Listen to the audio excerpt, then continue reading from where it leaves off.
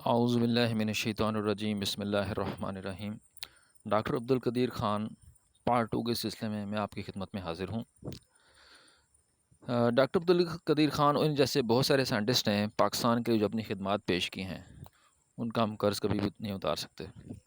انہوں نے اپنی زندگی پاکستان کے ایٹمی پروگرام کے لیے وقف کر دی، اور نہ صرف انہوں نے بلکہ ان کی فیملی میں جو قربانیاں دی ہیں پاکستان کے لیے وہ لازوال ہیں، اور ان کا جو قرض ہے وہ ہم کبھی بھی اتار نہیں سکتے، ہمیشہ ان کے مقروض رہیں گے۔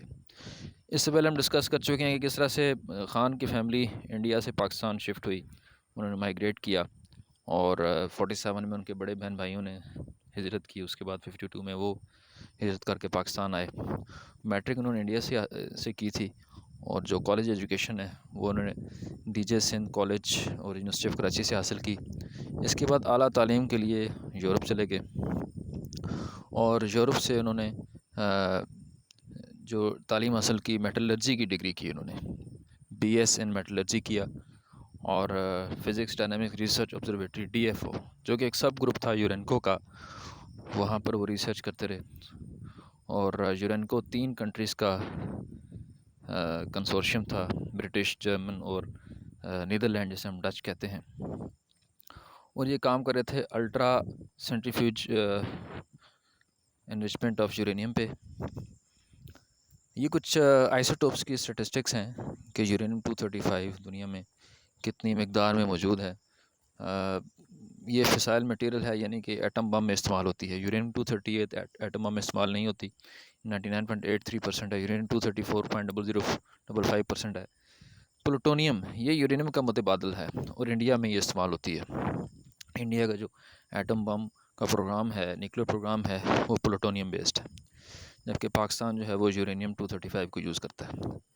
انڈیا نے اپنا جو پہلا ایٹمی دھماکہ 1974 میں کیا، جس کو اسمائلنگ بدھا کا نام دیا، تو اس سے عبدالقدیر خان کو ٹریگر ملا، اور آپ نے پھر پاکستان ایمبیسی جو ہیگ میں تھی نیدرلینڈ میں رابطہ کیا، اور ان سے کہا کہ میں پاکستان کے لیے ایٹم بم بنانا چاہتا ہوں۔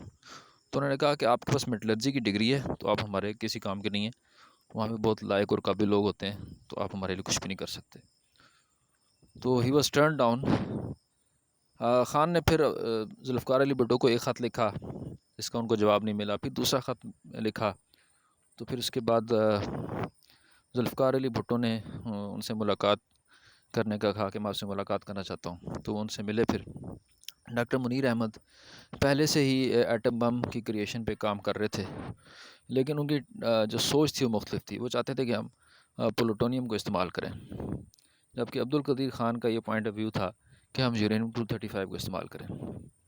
یہ مختلف سٹیٹسٹکس ہیں کہ دنیا میں جو یورینیم کے ریزروز ہیں وہ کن ممالک میں کتنے ہیں۔ Australia top of the chart ہے، 20 لاکھ کے قریب، وہاں 20 لاکھ ٹن کے قریب وہاں ریزروز ہیں۔